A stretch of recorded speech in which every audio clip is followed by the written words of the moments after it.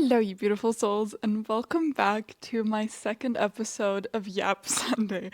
This is literally officially now my favorite part of the week. I was so excited to sit down and film and record. I wrote down so many things that I wanted to talk about, and I was honestly just so majorly excited to talk and to yap. I love this. I'm so glad I started doing these. So anyway, first, how are you guys doing? Leave it in the comments down below. I hope you guys are having a great week.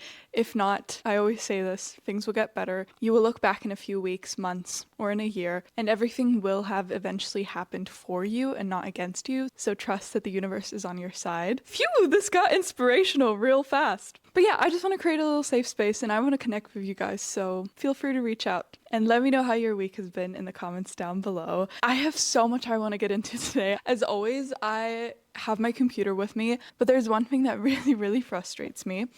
And that is that I now have this ugly black thing on the back of my computer. I had to get an external hard drive because my computer only has like 500 gigabytes. So I had to get like a 4 terabyte hard drive because I was just constantly out of storage. Last episode, my computer was really cute. And now there's this huge black thing. I'm gonna figure it out. Let's see if it's still there in the next episode or if I just have to get used to it. So as always, I write everything down and there's so much we're gonna get into today. We're still gonna start with the daisies and compost, which I think I'm gonna do in literally every episode from now on. I think everyone should do this with their friends or their family, even if at like dinner or wherever. I think it's such a great way to kind of reflect on your week or your day, even to list some things that you're really grateful for, even if it's just really small things. Me and my best friend, we did this on our trip to New Zealand. And even like every time we see each other before we go to sleep, we just listed everything that made us really happy on that day. And if you really tune into all the things, like all the daisies, all the happy things that you could be grateful for, there's so much. Like even just waking up, having a roof over your head, being healthy, we take that for granted so much. Even just walking up the stairs, that's a daisy. That goes in the daisy bin. If you don't know what the daisy versus compost segment of Yap Sunday is, it's daisies are basically the things you're grateful for, or just the happy things and the things you just really liked in that week or in that day. And the compost things are sort of like the things you kind of want to put in the compost and not think about them anymore, which is completely fine. But let's talk about my daisies of the week. My daisies of the week were definitely making my own ice cream. I love Pinterest. I am the biggest Pinterest girly ever. I love trying out new recipes. Like 5 times a week, I see something on Pinterest and I have to try it out. And for the past 3 to 4 years, I had 5 to 10 different food categories that I could not eat because I had like food intolerances. I couldn't eat histamine, couldn't eat dairy, couldn't eat gluten, still can't eat gluten. I couldn't eat fructose, like literally no fruits, no anything. And I couldn't make any of the cool recipes I saw on Pinterest. And now I can finally eat everything again. I tolerate everything except for gluten again. I made my own like Magnum ice cream. I bought the ice cream molds and I dipped them in chocolate and I made them like healthier. And I also made some like mango apple slushy ice cream. And I loved it and it's so good. One thing that I do struggle with though is I live alone and I often like make too much, or I often just enjoy the process of actually making food and like trying out recipes, and I don't always want to eat it, or like I make too much and I can't eat it all. So that's something that really sucks because I now have like 6 healthy, made with love Magnum ice creams in my like freezer, and I don't have any people who eat it. I just enjoyed making them. I would say that goes in the compost a bit. The next thing I need to talk about, and this was literally my highlight of this week, was I went to a candle ceramic making workshop with my friend, and she actually suggested it. She found it online. It was literally the best thing I ever did. That just makes me want to go like to a million more creative workshops. We made our own like ceramic little vase almost, and I made mine like pastel pink, and we could choose like scents, and it was so therapeutic. I could do this all day. I love that so much. Okay, next thing. Oh my god, I'm so excited to talk about this. The next thing I want to put in the daisies bin is I have like a movie / sleepover night with my best friend every week. Now we're currently, and we started this like a few months ago, we're watching Avatar: The Last Airbender. I did not watch that as a child. Like I didn't. We have 4 more episodes, I think. At first, I was really reluctant. I didn't necessarily want to see it because when I was younger as a child, I only consumed and watched like really girly shows and movies. If it wasn't pink, I didn't like it. Like, especially in my hometown, we have like these 2 to 3 different TV channels that are like everybody that grew up in Austria and Vienna knows them. And anything that was like brown colored or looked like it was for boys, I did not watch. I was like, hell no. I need to watch like Strawberry Shortcake and anything that has like horses in it and unicorns and rainbows. So I always skipped Avatar: The Last Airbender because they played it when I was younger. And my friend, she's like obsessed with it and I never watched it. She also introduced me like to the actual Avatar movies. And I've also never watched them, like never. And she introduced me to them and I love them. Like I'm now equally as obsessed as her. But yeah, we have started watching Avatar. And at first I liked it, but I didn't love it. I wasn't extremely excited to keep watching, but now I'm so hooked and I'm so in love with all the characters. And I am obsessed with like Zuko's plotline and like Zuko's storyline. I hope I'm pronouncing his name right in English. And Uncle Iroh, their storyline is so deep and emotional and it's so close to my heart, especially his transformation of really living by his ego and then questioning everything. I don't know, I could relate to that storyline so much, even though it wasn't the same like plot for me in my life. But his inner fight, it was so magical to see. I still don't know how it ends. We have like 4 more episodes, which we're gonna watch next week. Please don't spoiler me, because I will know next week and I'm really excited for it. But that was definitely a big daisy. And last daisy I want to talk about is that I went to play tennis, and I'm actually quite obsessed with tennis at the moment, which is literally something I never thought I would say. I have never been a sports person ever in my entire life. I hated sports at school. I never played anything competitively. I liked dancing and I liked horseback riding, but I never liked anything that had to do with like being physically active. And somehow my friend a few months ago dragged me to play paddle tennis, or like paddle, and I really liked it. And now I'm sort of getting into tennis, and I have 2 friends and I'm going with them every Wednesday now, and I think on Monday I'm taking a tennis lesson. I just really want to find some sort of like physical exercise or like activity that I enjoy.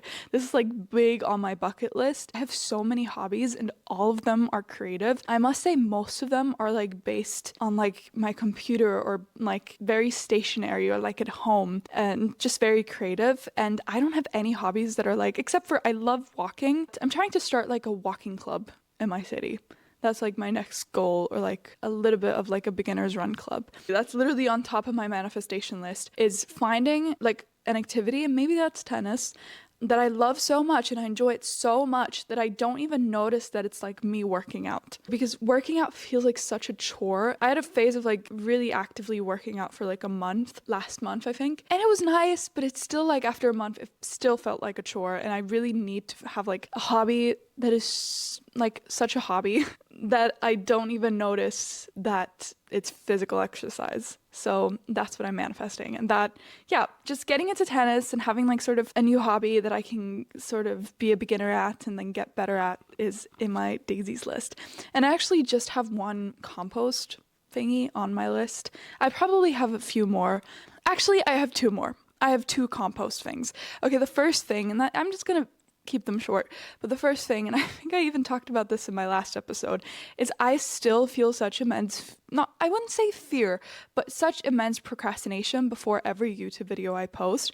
And it's so funny because it's literally, I really want to film. Like even with this episode, I am so happy now that I'm talking and filming, but I still procrastinate so much. And I think that's often the case with things that we really love, is that we procrastinate even though we really want to do them because we're kind of afraid that we're not good at them, or we're afraid of failure. And I think that's the case here for me. I really want to do it. I really want to film. It brings me so much joy when I do it, but there's some sort of fear of failure behind it that, like, I don't know, it's sort of deep in there. But I feel like we can always journal and kind of get behind that reasoning of why are we holding ourselves back. The next thing I have in my compost, which is kind of new, I didn't even write this down, but I've been sort of like, I wouldn't even say overwhelmed, I wouldn't even say frustrated. I can't find the right word, but I've been sort of, let's stay with overwhelmed in the past few days because I've been planning a lot. I have a gathering in Vienna that I'm hosting next week, and I'm really, really excited for that. But it's always a bit of nerves to actually plan something, and there's so many things that you truly have to keep in mind.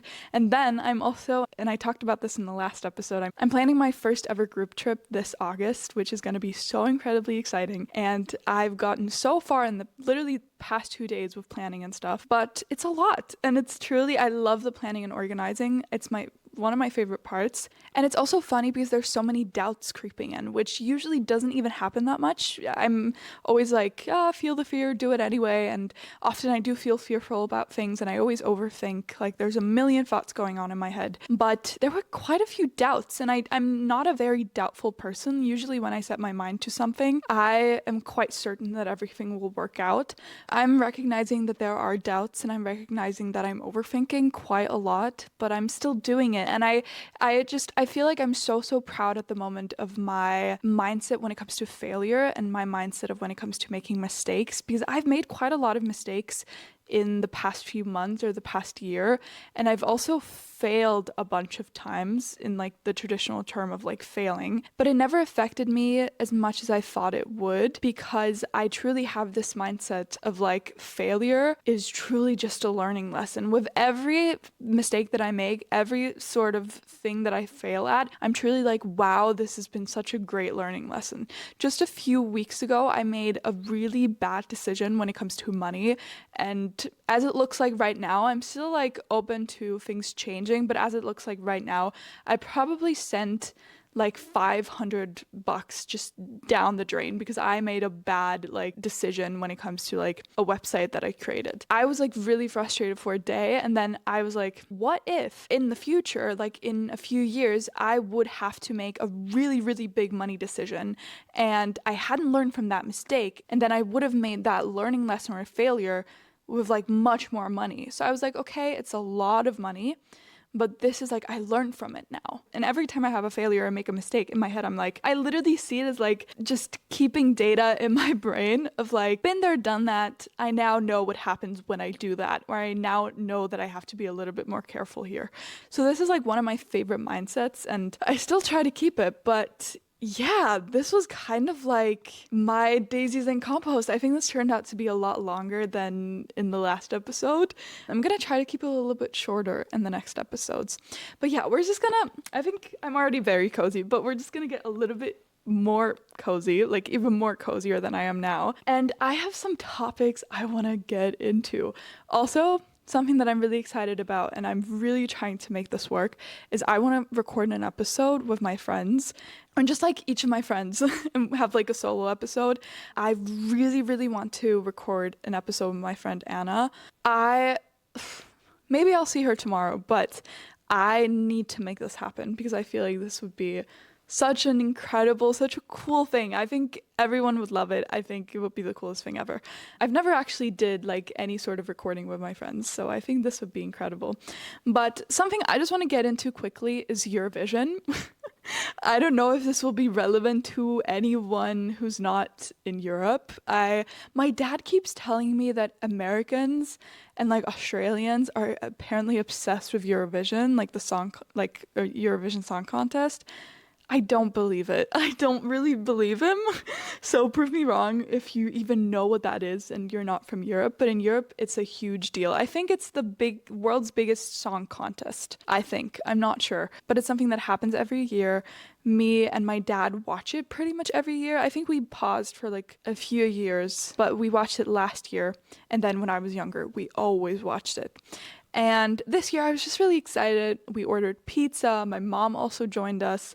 It was just really nice. I love, like, literally my love language and my favorite thing in the world is just like movie nights and like watching a show or a YouTube video or a documentary, whatever it is, with friends or family, and ordering food. That is my love language. That is my favorite thing to do ever. Austria won, like my home country won. And I'm so excited about that because I freaking love the song. Like, I remember listening to the song for the first time on YouTube. Sometimes it's not like that with most songs. Some songs grow on you, but sometimes you hear a song for the first time and you're just like, wow, this is like a banger. And this song is truly so beautiful. I really recommend listening to it. It's called Wasted Love by JJ. and it's so good. Like the song is such a masterpiece. I love it. I love sort of like the little plot twist at the end. Like, is it called techno? I'm not sure, but like the beats and stuff, I love it. It's so good.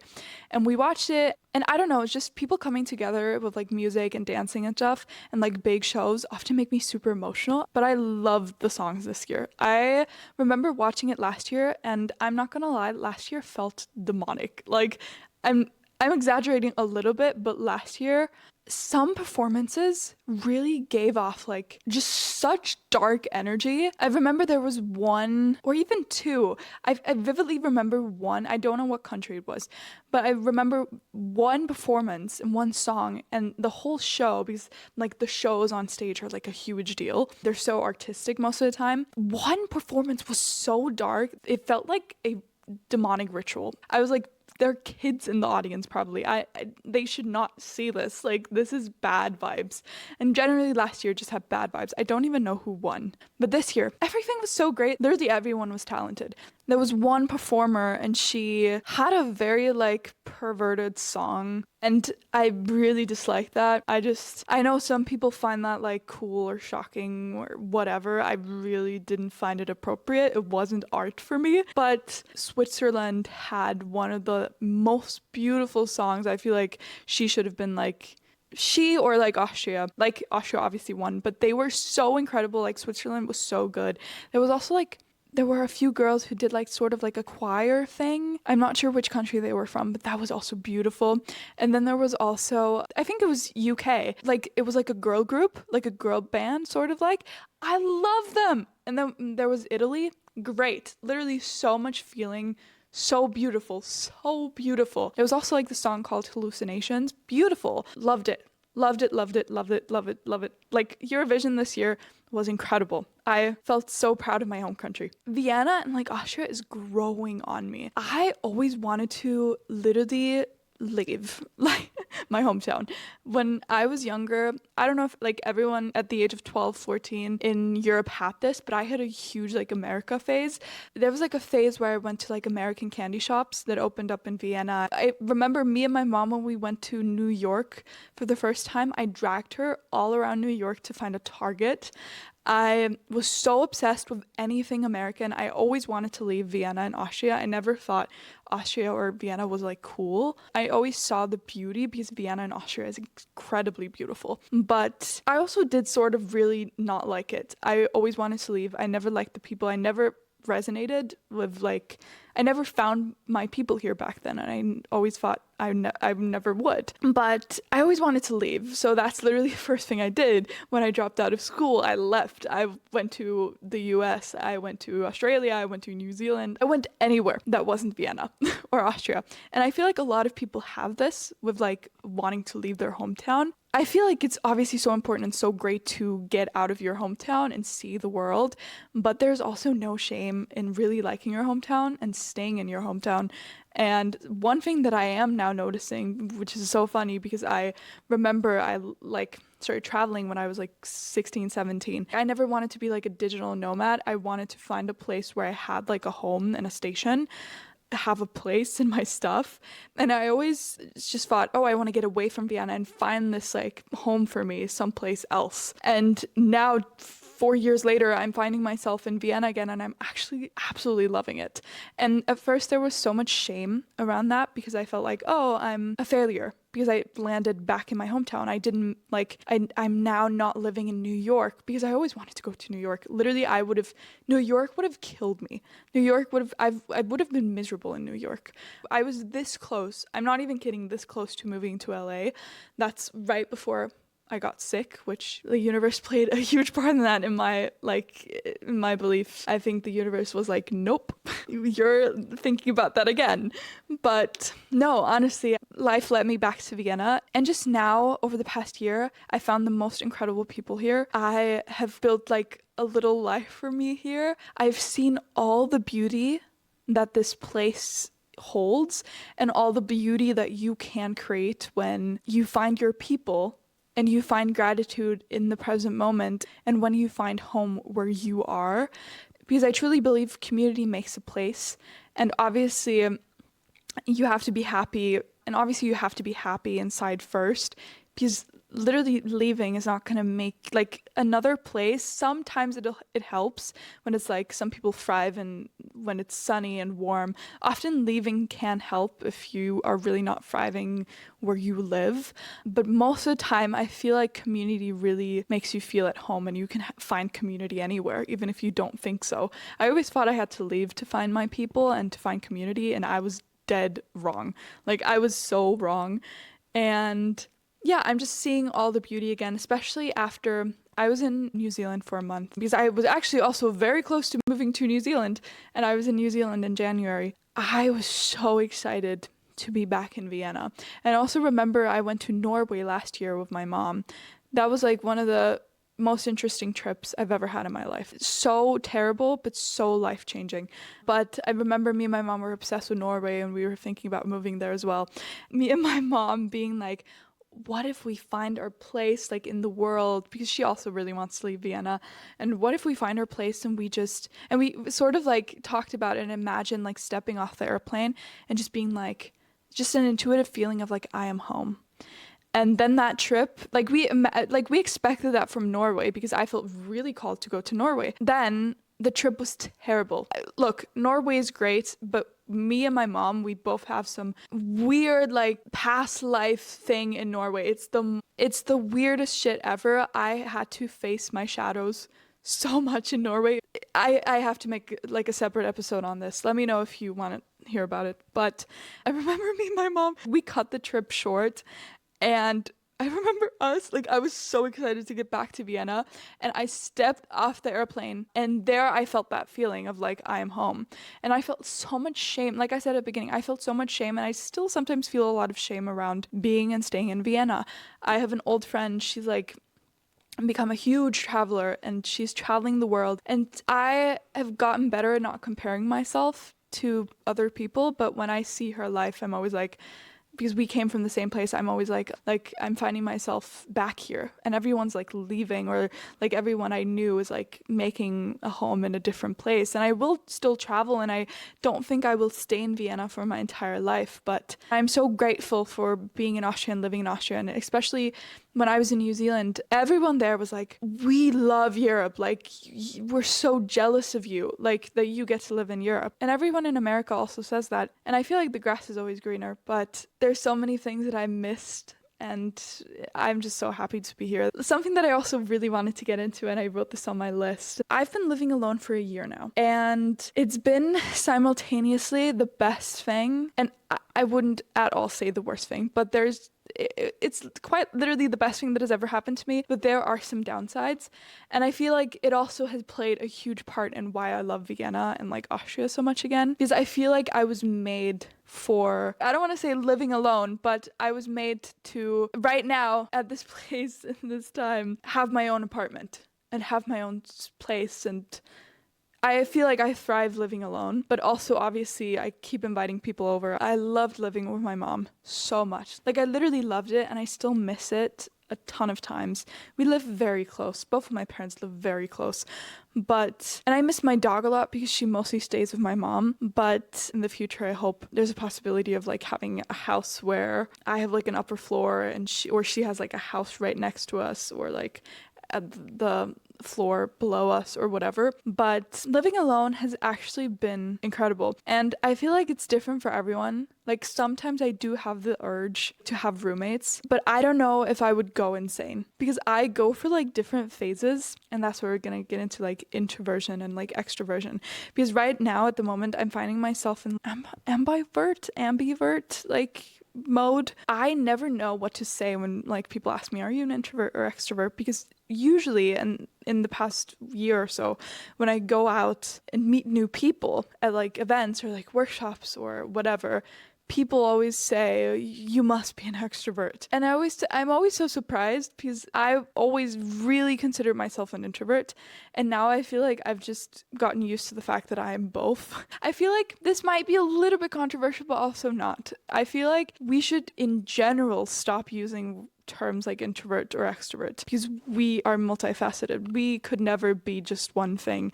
I feel like we should always leave space to not put ourselves in a box and like leave space for, oh, I might not just be an introvert. I might be an extrovert in certain situations. I feel like this is all not very controversial, but I remember I had a phase 2 years ago where I literally spent a year just at home. I just saw one friend, my mom and my dad. But literally most days were just me at home. I was not doing well health-wise, but still. And I was very happy. And so I kept, like, I remember I sent my friend an audio and I was like, I am 100% an introvert. 100%. I remember also watching a TED talk about it, and finding out that you are an introvert can be life-changing for some people, because there's so much guilt that comes of like being surrounded by extroverts and actually being like leaning more towards being an introvert.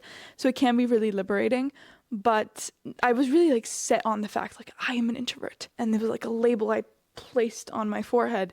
And now I'm just like, wait, I had like 6 months of being the most extroverted extrovert you could find. Like, I still loved coming home and being alone and having like off days, but I literally, my whole week was filled with like events. I was like so excited to talk to people and meet people. Like, for the past 6 months, I've done so much. Like, I went to comfort zone challenges. I went to like dinners with strangers, which is like a time left app. What else did I do? I hosted my own events, my own workshops. I went to all sorts of different like events, gatherings, retreats. I craved it so much. I was so excited to get into conversation and just talk to people and meet new people. And now it's sort of slowing down. I'm sort of like, for the past 2 to 3 weeks, I've been in such an introvert mode, and now I'm slowly like coming out of it again. It's a constant like up and down, and I really try to tune within and give myself exactly what I need and just let myself be an introvert or an extrovert. But also something that I want to talk about. It was funny because I always considered myself an introvert. First of all, because I was around the wrong people. I just couldn't really 100% be myself. I've always felt like, they possibly judged me. I just wasn't around the right people. And then also, one thing that I did notice about 6 months ago, where I was in this huge extroverted phase, is that being extroverted, and that's not the case for everyone. Like I said, I'm still often an introvert, but being extroverted and wanting to put myself into new situations came with me being my most authentic self. This is something that I talked about a lot, and I talk about this with friends and stuff.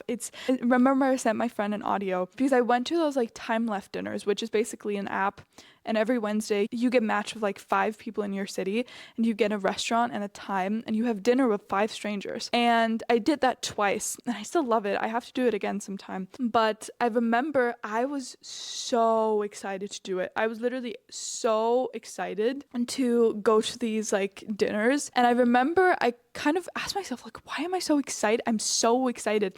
And I remember figuring out that I felt so authentic, and especially in the last 6 months and stuff, been reconnecting to my authentic self so much, and actually living my authentic self, like truly just getting past all the shame and just being completely 100% authentic and myself. And there was such a confidence that came with that I was so excited to talk to new people. I was so excited to meet new people and have them get to know my most authentic self. And what was so cool was that I was like, I will know immediately if people are aligned with me, because I'm not putting up a show. Like, I am being 100% myself. I used to be myself, but I used to also hide some things. Like, for example, I at the beginning was very ashamed of me being spiritual, or my spiritual beliefs, or the things I believed in, and the things I was very passionate about. And I remember when people asked me like, oh, do you believe in God? I didn't want to cause any discomfort in the conversation. I also didn't want any awkward silence. And when it came to me being my most authentic self, I was just so excited to be fully myself, and to not be obnoxious about it and like shout my opinions at everyone, but to just be fully myself. If you are fully yourself, you will know almost right away and feel it intuitively, or in general, if a person is connected with you, or if you feel drawn to a person, or if a person feels drawn to you.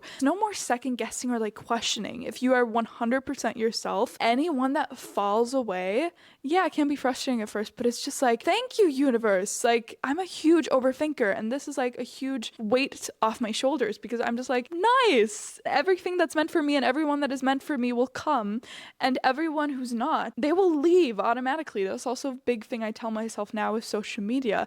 Like, I get excited when people unfollow me. Like, the more authentic I am, I'm just like, thank you. Not even like in a bad way, just like I'm not the right person for them. I'm not the right account for them. It's completely fine. The right people will find me. Literally, like that's like my number one motto. And I feel like I could talk about authentic living forever. And this is something I'm so passionate about. But yeah, something I also did, and I don't know why this just popped up. It's so random. I used to be extremely afraid of awkward silence. Like I used to be so afraid of it. And it's so funny because I used to avoid awkward silence like death. I really, like, if there was just a second of awkward silence, I would have been so uncomfortable. Like I wanted to jump out of my own skin.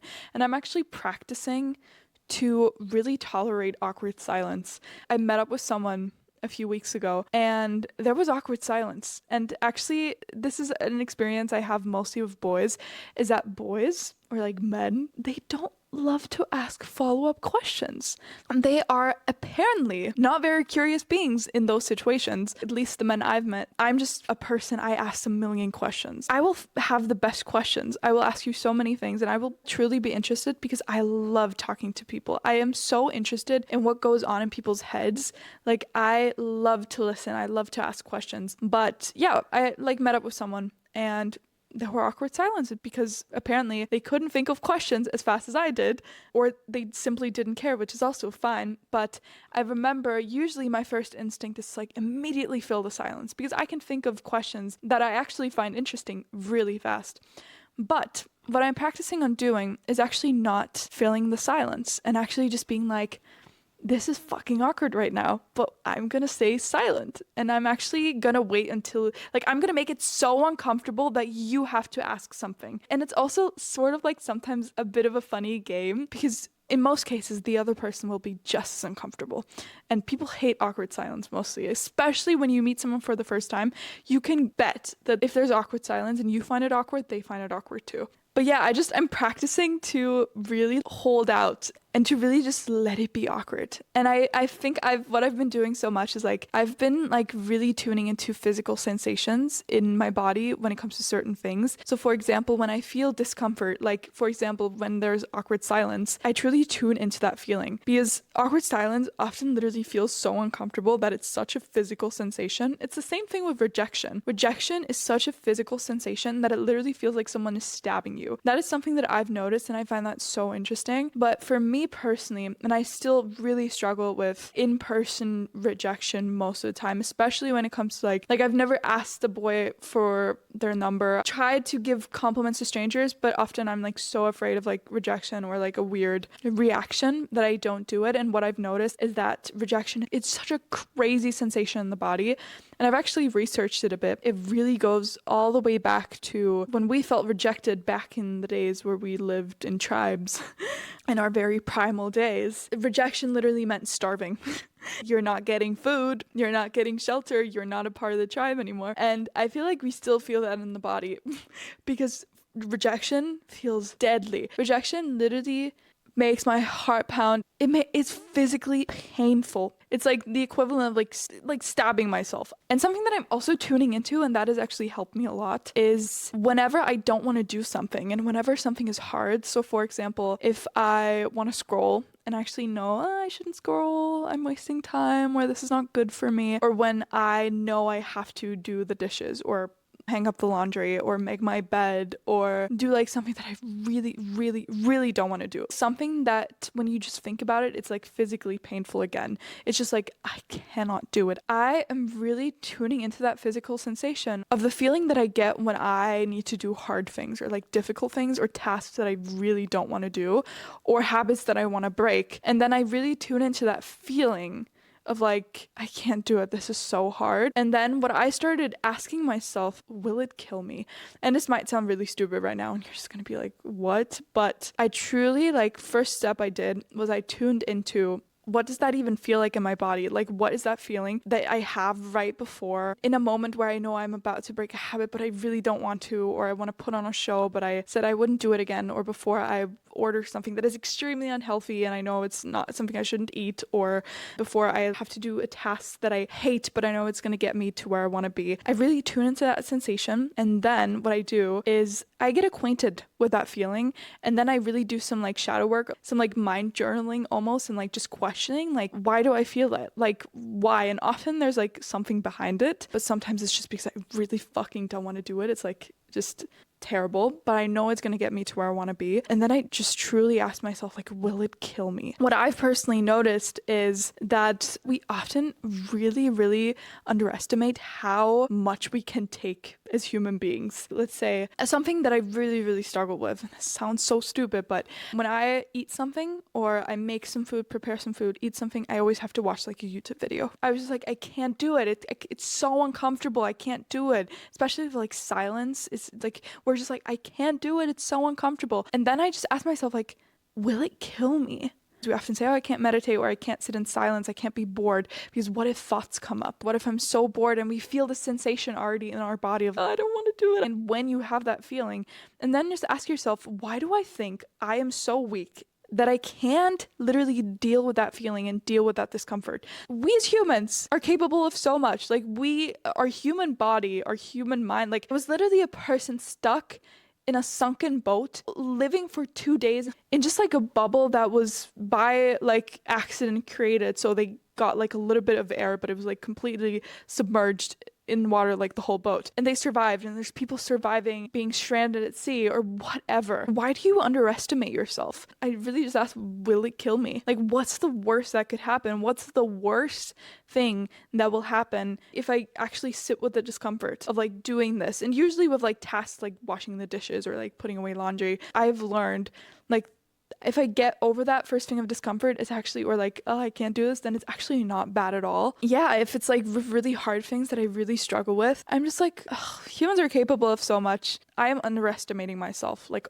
by a lot probably. So I feel like that's something really important to keep in mind. And I don't even know how we got here. I feel like I've been talking for an hour now and we went through so many topics, but that's Yap Sunday, my guys. That's Yap Sunday. We're just talking. We're just yapping. We're just going through a ton of moments in my brain. I literally wrote down so many things that I wanted to talk about today, and I wrote down the urge to constantly watch a show or YouTube while cooking or eating.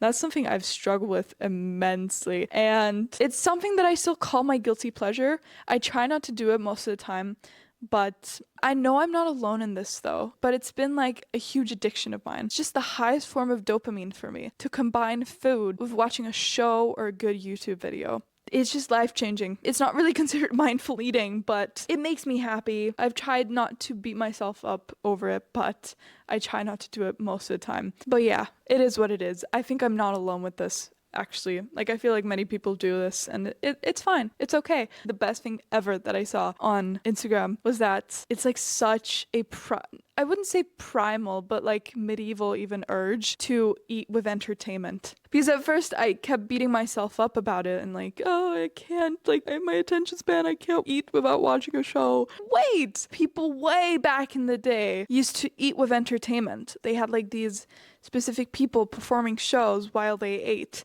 So this is like deeply rooted, like this is stored in our body, that we need to eat with entertainment. And that's something that helped me with the guilt. I think the whole topic of the things that are stored in our body, it is so incredibly interesting. Literally, sometimes the body's storing more fat when their parents or their grandparents or anyone in their like family lineage, if they starved, where they could never have enough food or were very close to starving, those things can be stored in the body. I've like watched a really good documentary about this, and it was about like genes being activated or not activated through specific triggers, and that we store so many genes and we have so many genes that can be activated, but it's often very random. And I watched this great documentary about 2 grandchildren that had like very specific phobias of trains, and their grandma never told anyone that she had an extremely traumatic experience in World War II where she was like in in a train being driven to a concentration camp.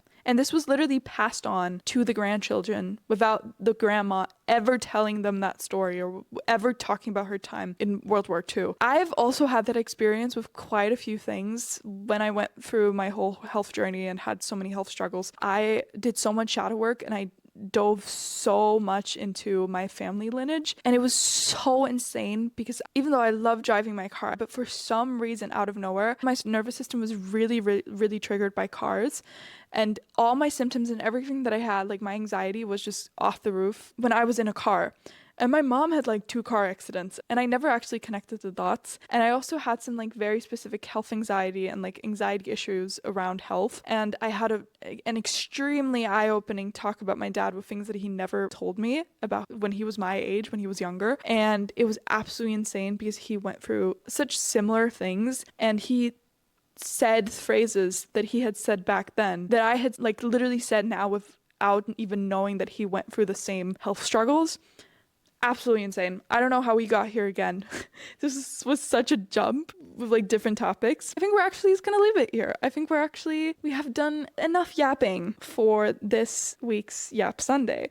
If there's anything that interested you, anything that you have opinions about, anything that you want to talk about more, anything that you want to share, please leave it in the comments down below. You can always reach out to me on Instagram. As always, you can find everything in the show notes description down below, my website, my upcoming retreat or group trip, how to work with me. If you're here on YouTube, please subscribe, and you can also check out the podcast on Apple Podcasts or Spotify.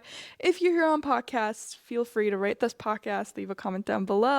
I'm just so happy you're here, and I hope you had a great time listening. I honestly, what I hope for this podcast is that people just listen to this while they drive their car, or maybe even while they eat or while they cook or clean. That's what I do with podcasts. I'm actually quite curious, when are you listening to this? Like, what are you doing?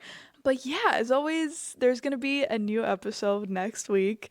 I'm posting quite consistently now, and I hope I'll see you again next week. That's sort of it. Okay, bye you guys.